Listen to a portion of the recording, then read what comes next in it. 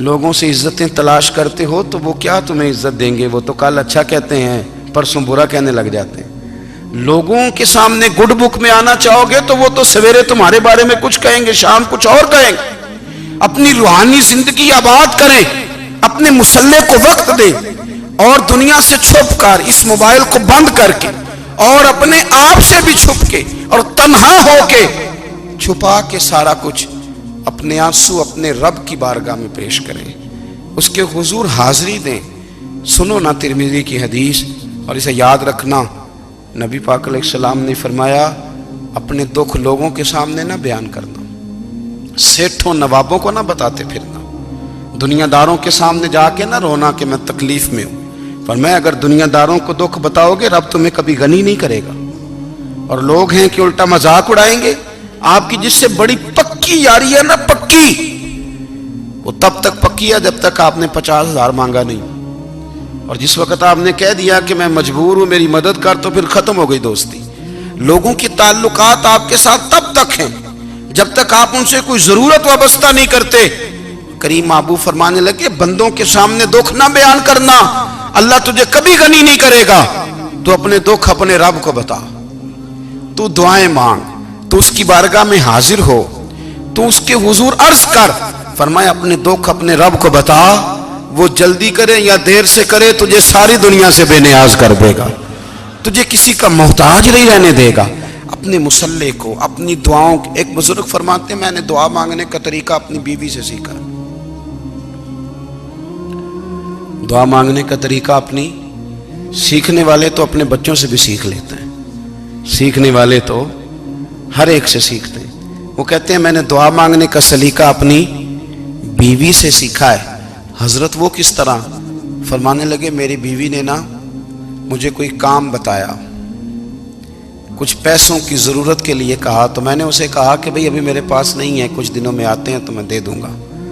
عورتوں کی عادت ہوتی ہے وہ بار بار یاد کراتی ہیں، 2-4 دنوں کے بعد پھر اس نے کہا حضرت وہ میں نے کہا تھا کچھ پیسے، میں نے اسے کہا کہ ابھی میرے پاس نہیں ہے، کچھ دنوں میں ملتے ہیں تو میں تمہیں دے دوں گا۔ اس نے کچھ دنوں کے بعد پھر کہا حضور وہ میں نے کچھ پیسے کہے تھے۔ فرماتے میں نے ڈانٹ دیا، میں نے کہا کہ کیا تو روز مجھے شرمندہ کرتی ہے، کہا نا میرے پاس نہیں ہے، ہوں گے تو دے دوں گا، تو روز یاد کراتی ہے۔ فرماتے ہیں اس نے پہلے تو میری ڈانٹ کو سہا، پھر میرے سخت جملوں نے اس کی آنکھوں میں آنسو پیدا کر دیے، پھر اس نے اپنے آنچل میں اپنے اس دکھ کو سمیٹا، اور پھر اس نے ایک جملہ کہا تو میں رو پڑا، اور مجھے اپنے رب سے مانگنے کا طریقہ آ گیا۔ مجھے کہنے لگی حضرت جی آپ نے ڈانٹ دیا، میں نے سہ لیا، پر آپ ہی میرے شوہر ہیں، بتائیں نا آپ سے نہ کہوں تو میں کس سے جا کے کہوں۔ فرماتے ہیں میں رو پڑا، اور میں کھل کے رویا، اور میں تڑپ کے رویا، اور پھر میری سسکیاں بند گئیں۔ تو مجھے کہنے لگی آپ کو کیا ہوا؟ میں نے کہا مجھے بھی دعا مانگنی آ گئی ہے، جب میں اسے کہوں گا نا اللہ تو ہی میرا رب ہے، میں تجھ سے نہ کہوں تو میں کس سے جا کے کہوں؟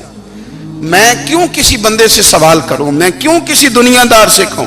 میں تیرے بندوں کا، نیک بندوں کا وسیلہ لے کے، تیرے محبوب کی غلامی لے کے تیری بارگاہ میں آیا، تجھ سے نہ مانگوں تو کس سے مانگوں؟ سمجھ آ گئی ہے؟ جب میں اس رنگ میں مانگوں گا تو پھر رب میرے اوپر بڑا ہی فضل فرمائے گا، وہ میرے اوپر بڑی رحمت کرے گا، وہ میرے لیے آسانیاں کرے گا۔ عزیز دوستو، ہم اس طرح کرنے لگ گئے ہیں کہ ہم نے نا اپنے تعلقات پر اعتماد کرنا شروع کر دیا ہے۔ میرے تعلقات بہت ہیں، ہم نے اپنی دولت پر اعتماد کرنا شروع کر دیا ہے، میرے پاس دولت بہت ہے۔ ہم نے اپنے علم پر، اپنی شہرت پر اعتماد کرنا شروع کر دیا ہے کہ میرے پاس فلاں چیز بہت ہے۔ یاد رکھنا جب بے نیاز اپنی صفت بے نیازی دکھاتا ہے تو بڑی بڑی دولتوں والے مجبور نظر آتے ہیں۔ بھائیو جب انسان کا رشتہ اپنے مالک کے ساتھ ہوتا ہے پھر تو غم بھی کچھ نہیں کہتے، پریشانیاں بھی کچھ نہیں کہتی، پھر تو زندگی صبر والی، پھر تو زندگی توکل والی، پھر تو زندگی بھروسے والی، پھر انسان اپنے آپ کو رسوا نہیں کرتا، دنیا داروں سے امیدیں اس کی ختم ہو جاتی، امیدیں اللہ رسول سے لگا لیتا ہے، مضبوط ہو جاتا ہے، مضبوط، طاقتور ہو جاتا ہے، خوددار ہو جاتا ہے، باوقار باعزت ہو جاتا ہے۔ حضرت بہلول دانا رحمت اللہ علیہ بیٹھے تھے تو ہارون رشید حج کر کے آ رہا تھا، تو رستے میں حضرت شیخ سے ملاقات ہو گئی تو السلام علیکم کے بعد کہنے لگا حضور کوئی حکم ہو تو بتائیے گا. تو حضرت بہلول دانا فرمانے لگے تیرا رب کون ہے؟ اس نے کہا اللہ. تو فرمایا میرا کون ہے؟ کہا اللہ. فرمانے لگے تو بڑا ہی بیوقوف ہے، کیا تو یہ سمجھتا ہے کہ رب ہارون رشید کو تو دے گا اور بہلول دانا کو بھول جائے گا؟ تیرا بھی وہی رب ہے، میرا بھی وہی رب ہے. اس نے اگر تجھے دے کے آزمایا ہے تو ہو سکتا ہے مجھے نہ دے کے آزما رہا ہو. جب اس کی حکمت کے تقاضے ہوں گے تو عطا کرے گا اور دے گا. تو جا اپنا کام کر. بھائی اپنی روحانی زندگی، اپنی عبادات، اپنے وظائف، اپنے روزمرہ کے معاملات، اپنی دعائیں، اپنا استغفار. دیکھو کوئی مشکل کام تو نہیں 2 رکوع ہیں سورہ واقعہ کی اگر رات کو پڑھ لی جائے تو. میں کس طرح یہ بات بیان کروں کہ تعویذ بانٹنا آسان ہے اور وظیفہ بتانا مشکل ہے. سارا دن تعویذ بانٹیں تو لوگ لینے کو تیار ہیں، اور اگر آپ وظیفہ بتائیں تو کہتے ہیں تو مشکل کام ہے. او خدا کے بندے، اگر آپ کا تعلق قرآن پاک کے ساتھ مضبوط ہو، قرآن پاک کے ساتھ اگر آپ کا رشتہ ہو، لوگ سفارشیں ڈھونڈتے ہیں نا دنیا میں، کوئی تعلق مل جائے تو میرا کام ہو جائے. دنیا میں اتنا مشکل معاملہ ہے، آخرت میں مجھے بتائیے گا کتنا مشکل معاملہ ہوگا. میرے نبی پاک صلی اللہ تعالی علیہ وسلم نے فرمایا جو لوگ سورہ ملک پڑھا کرتے تھے نا، سورہ ملک، یہ سورت ملک قیامت میں ان کی سفارش کرے گی، اور اس طرح کرے گی کہ کہے گی اے اللہ یہاں اس بندے کو جنت میں داخل کر دے یا مجھے قرآن پاک سے علیحدہ کر دے. تو رب فرمائے گا جا اس کا دامن تھام کے اسے جنت تک پہنچایا. آپ بات کو سمجھیں، جب آپ کے تعلقات اپنے معاملات کے ساتھ مضبوط ہوں گے، یہ نبی کریم نے وعدہ کیا ہے کہ تو سورت واقعہ پڑھ تیرے گھر میں فاقہ نہیں آئے گا. حضرت عبداللہ ابن مسعود رضی اللہ تعالیٰ عنہ بیمار تھے تو حضرت عثمان غنی رضی اللہ تعالیٰ عنہ تیمارداری کے لیے تشریف لے گئے اور جا کر کے کہا کہ آپ بڑے بیمار ہیں، آپ کی بیٹیاں زیادہ ہیں، میں چاہتا ہوں کہ خزانے میں سے کچھ مدد کروں. تو سیدنا عبداللہ ابن مسعود رضی اللہ تعالیٰ عنہ اٹھ کے بیٹھ گئے اور کہنے لگے امیر المومنین، اللہ آپ کو میری طرف سے، میری بیٹیوں کی طرف سے بہتر صلہ دے. میری بیٹیوں کو کسی خزانے کی ضرورت نہیں، میں نے انہیں خزانہ دے دیا ہے. کہا جناب آپ نے کون سا خزانہ دیا ہے، میں آپ کے مالی معاملات کو جانتا ہوں. تو فرمانے لگے امیر المومنین، میرے نبی کریم نے فرمایا ہے جو سورت واقعہ پڑھے اسے کبھی فاقہ نہیں آتا. میں نے بیٹیوں کو یاد کرا دی ہے، یہ خزانہ میں نے انہیں دے دیا ہے. وہ سارے والدین سنیں جو بیٹیوں کے لیے پریشان رہتے. حضرت عبداللہ ابن مسعود نصیحت کر رہے ہیں، فرمانے لگے میں نے سورت واقعہ یاد بھی کرا دی ہے، پڑھنے کی عادت بھی ڈال دی ہے. حضور نے فرمایا ہے جو سورت واقعہ پڑھے اسے فاقہ نہیں آتا. کہنے لگے چاند تو اپنی جگہ چھوڑ سکتا ہے، سورج گر سکتا ہے، تارے ٹوٹ سکتے ہیں، پر مدینے والے رسول کی بات غلط نہیں ہو سکتی. حضور نے فرمایا فاقہ نہیں آئے گا تو انشاءاللہ کبھی بھی نہیں آئے گا. کرنے کا کام یہ ہے کہ ہم اپنے معاملات، اپنی عبادات، اپنی دعائیں، کبھی 10 منٹ عادت ہو جائے نا دعا مانگنے کی علیحدہ سے رات کو. حضور نے فرمایا جو فرض نماز کے بعد دعا مانگے اللہ اس کی قبول کر لیتا ہے. نبی پاک صلی اللہ تعالی علیہ وسلم نے فرمایا اللہ مسافر کی دعا قبول فرماتا ہے. حضور نے فرمایا اللہ مظلوم کی دعا قبول فرماتا ہے. حضور نے فرمایا بیمار سے دعا کراؤ اللہ اس کی دعا قبول فرماتا ہے. میرے نبی پاک نے فرمایا ماں باپ جب بھی اولاد کے لیے ہاتھ اٹھائیں، ویسے تے بلے شاہ تو آسمانی اڈ دیا ہی پھڑ دیں، جڑا گھر بیٹھا انہوں بڑھیا ہی نہیں. حضور فرمانے لگے ماں باپ جب بھی اولاد کے لیے دعا فرمائیں اللہ ان کی دعا کو قبول کرتا ہے. آپ اپنا تعلق بنائیں دعا کے ساتھ، عبادت کے ساتھ، مصلی کے ساتھ رشتہ بنائیں، استغفار پڑھیں. صلاح الدین ایوبی صلیبی جنگوں میں تھے، رات کو مسجد اقصیٰ میں نماز پڑھی تو پریشان تھے. ایک بزرگ سے ملاقات ہوئی تو وہ کہنے لگے کہ آپ بڑے پریشان ہیں. کہنے لگے حضور پریشان اس لیے ہوں کہ پہلے ہی مسلمان کمزور ہے، اب میں نے سنا ہے دشمن کا ایک بحری بیڑا وہ جنگی سامان سے بھرا ہوا آ رہا ہے، تو اب ان کے پاس اور تلواریں اور نیزے آ جائیں گے، مسلمانوں کے پاس پہلے ہی وسائل کی کمی ہے، پریشان ہو کس طرح کر کے مقابلہ کریں گے. یہ بات کہتے ہی صلاح الدین ایوبی نے بزرگوں سے کہا حضور آپ بھی دعا کرنا، دعا کی بڑی طاقت ہے. میرے نبی پاک نے فرمایا دعا مومن کا ہتھیار ہے، دعا مومن کا، دعا مومن کا۔ حضور نے فرمایا تقدیر کو سوائے دعا کے کوئی چیز نہیں بدل سکتی، دعا مومن کا ہتھیار ہے، یہ کافر کے پاس کوئی نہیں، یہ ہتھیار ہے مومن کا۔ اللہ کرے آپ کو سمجھ آئے، پھر سنیں، کئی بار کہہ چکا ہوں یہ ہتھیار ہے۔ کافر کے مقابلے میں جو تیرے پاس سب سے بڑا ہتھیار ہے وہ دعا ہے۔ دعائیں کرانی چھوڑ دی، کرنی چھوڑ دی، لینی چھوڑ دی۔ حضرت سیدنا انس بن مالک رضی اللہ تعالیٰ عنہ فرمایا کرتے تھے، میں نے وہ رنگ دیکھا ہے جب حضور دعا مانگتے تھے اور حضور کی مقدس آنکھوں میں آنسو بھی ساتھ ہی بہا کرتے تھے، میں نے وہ انداز دیکھا ہے۔ تو صلاح الدین ایوبی بزرگ سے کہنے لگے آپ بھی دعا کیجئے، اور خود رونے لگے اور سر سجدے میں رکھ کے رونے لگے، اور عشاء سے لے کر فجر تک روئے، خوب روئے۔ صبح وہ بزرگ آئے تو صلاح الدین ایوبی کا خوبصورت اور ہنستا ہوا چہرہ دیکھا، کہنے لگے آپ بڑے خوش ہیں، رات تو میں نے بڑے روتے ہوئے دیکھا تھا۔ تو کہنے لگے حضور وہ جو بحری بیڑا آ رہا تھا نا وہ پانی میں ڈوب گیا ہے، اب وہ نہیں آ رہا، ابھی خبر آئی ہے تو میں بڑا خوش ہوں۔ بزرگ کہنے لگے اٹھ سینے سے لگ اور سن ایک بات، وہ بحری بیڑا پانی میں نہیں ڈوبا، وہ تیرے آنسوؤں میں ڈوب گیا ہے۔ وہ جو تو رات رویا ہے نا رب کریم کی بارگاہ میں تو وہ ڈوب گیا ہے۔ حضرت عائشہ صدیقہ رضی اللہ تعالیٰ عنہ فرماتی ہیں ایک عورت تھی اور اسے نبی پاک صلی اللہ تعالیٰ علیہ وسلم نے نا وہ کلمہ پڑھ کے مسلمان ہوئی، مدینہ طیبہ آ گئی تو حضور نے مسجد نبوی شریف میں اس کے لیے مکان، ایک سادہ سا کمرہ ساتھ مسجد کے بنوا دیا، وہیں رہنے لگی۔ اکثر وہ سیدہ طیبہ کے پاس آتی تو حضرت عائشہ صدیقہ رضی اللہ تعالیٰ عنہ فرماتی ہیں وہ بڑی باتیں سناتی اور آخر میں کہتی وہ ہار والا دن بھی بڑا عجیب دن تھا اور میرے رب کی قدرتوں کا دن تھا، وہ بھی بڑا عجیب دن تھا۔ سیدہ عائشہ صدیقہ رضی اللہ تعالیٰ عنہ ایک دن فرمانے لگی کہ تو ہار والے دن کا بڑا ذکر کرتی ہے، وہ کیا دن تھا؟ تو خاتون کہنے لگی اماں جی وہ دن تھا جب میرے رب پر بھروسہ اور مضبوط ہو گیا، جس دن میرا اپنے رب پر توکل اور بڑھا، میرے ایمان میں یقین میں اور پختگی آئی۔ کہنے لگی میں ایک گھر کی کنیز تھی، نوکرانی تھی، اس گھر میں ایک بچی تھی جس کے پاس سونے چاندی ہیرے جواہرات کا ہار تھا۔ اس زمانے میں نا چمڑے کے اوپر لوگ ہیرے جواہرات لگاتے تھے، کئی دفعہ سرخ رنگ کے چمڑے پہ لگائے جاتے تھے، وہ بچی پہنتی تھی۔ تو کہتی ہیں وہ بچی کے اس نے اتار کے رکھا یا اس سے گرا وہ ہار تو چیل اسے اٹھا کے لے گئی گوشت سمجھ کے اور میرے سامنے اٹھا کے لے گئی۔ گھر والوں نے مجھ سے پوچھا، یہ بخاری میں موجود ہے، گھر والوں نے پوچھا مجھ سے کہ وہ ہار کہاں ہے تو میں نے کہا چیل اٹھا کے لے گئی۔ گھر میں کچھ چوری ہو جائے تو سب سے پہلا الزام کس پہ لگتا ہے؟ ملازمین پہ۔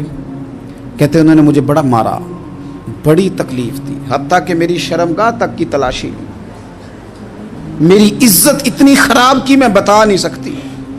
میں نے اپنی زندگی میں ایک واقعہ دیکھا، ایک امیر گھر میں چوری ہو گئی، ملازم کو اتنا مارا کہ وہ چارپائی پہ پڑ گیا، پولیس والوں سے اتنی مار پڑوائی گئی کہ وہ بیچارہ چارپائی پہ پڑ گیا، اور پھر وہ اتنا بیمار ہوا اور کچھ دنوں کے بعد پتہ چل گیا کہ چور تو اپنا بیٹا ہے ان کا، پھر اس کا انتقال ہو گیا۔ اب وہ سیٹھ صاحب اور گھر والے آ کے نا مرنے والے کے کان میں معافیاں مانگ رہے ہیں، کان میں۔ تو میں نے ان سے پھر کہا تھا کہ یہ تو اب چلا گیا ہے، تمہارا زور چلتا تھا نا تو تم نے قانون خریدا اور تم نے اسے جتنا ہو سکا تم نے اسے مار پڑوائی، تمہارے پاس جو عدالتیں تھیں تم نے وہاں کارروائی کی، اب ایک عدالت قیامت کے دن لگے گی۔ یہ کمزور تھا نا، کچھ کر نہیں سکا۔ میرے نبی پاک صلی اللہ علیہ وسلم نے فرمایا سن لو، اگر سینگ والی بکری نے بغیر سینگ والی بکری کو تکلیف دی ہوگی نا تو قیامت کے دن اسے بھی بدلہ دینا پڑے گا کہ تیرے پاس سینگ تھے اور تو نے اسے مارا تھا۔ وہ خاتون عرض کرتی ہے سیدہ عائشہ کی خدمت میں کہ مجھے بڑا مارا، مجھے تکلیف دی، میں کہہ رہی تھی کہ میرے سامنے چیل لے گئی ہے پر وہ نہیں مان رہے تھے، اماں جی انہوں نے مجھے بڑا مارا۔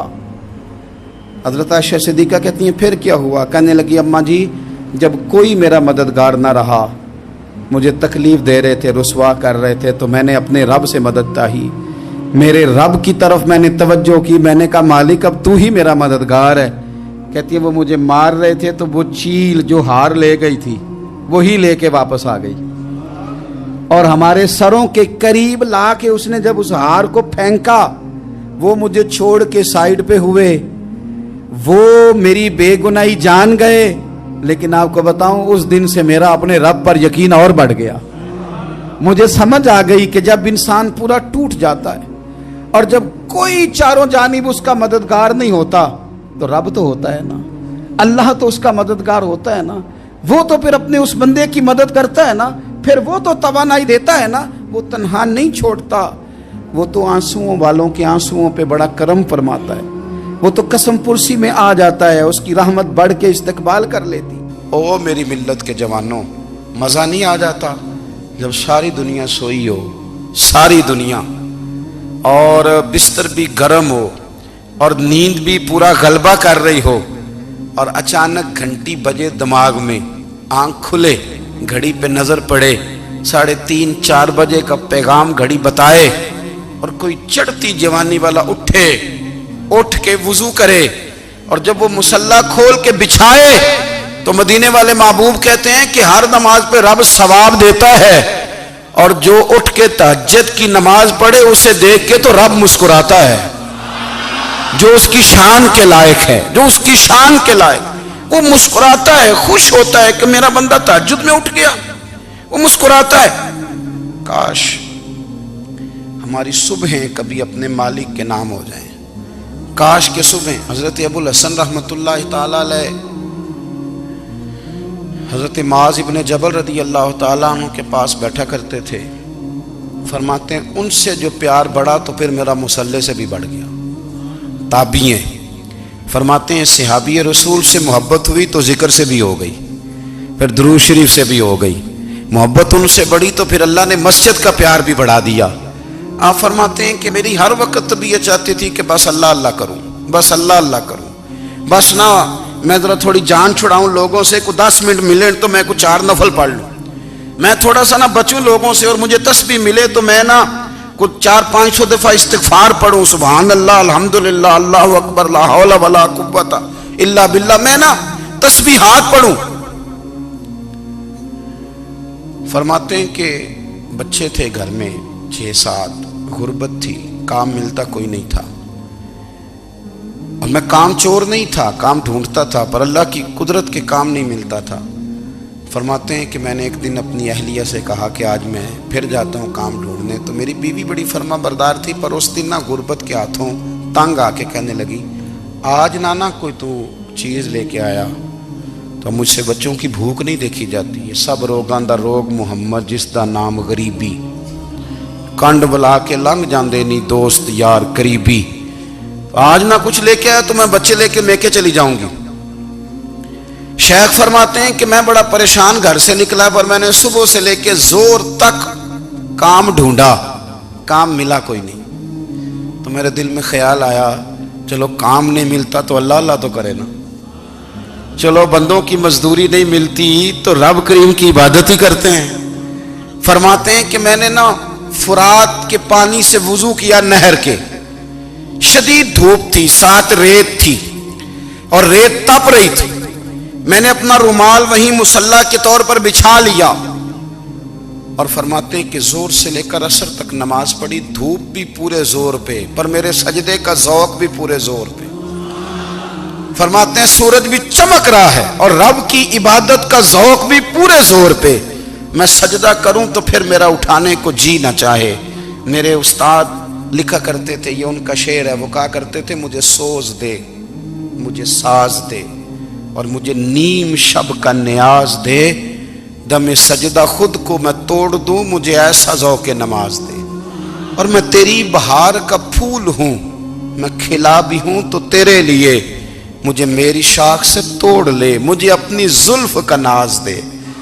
भाई फरमाते हैं कि असर तक मैंने नफल पढ़े, दिल ढलने लगा, असर की नमाज पढ़ी और मैं वहां से चला। अब मैं जब निकलने लगा तो दिल में ख्याल आया कि छोटी छोटी दीवारें हैं घर की, बगैर कुछ लिए जाऊंगा तो बीवी दूर से देखेगी तो शोर करेगी कि फिर खाली हाथ आ गया है। कहते मैंने अपने उसी रुमाल में जिस पे मैंने नमाज पढ़ी थी ना, रुमाल में پکی آخی دے پنجابی جو صافہ کہتے ہیں اسی میں نا میں نے کچھ ریت بھر لی کہ وہ دور سے دیکھے گی تو سمجھے گی کچھ لے کے آیا ہے، چلو جا کے اسے بتا دوں گا کہ آج پھر مزدوری نہیں ملی۔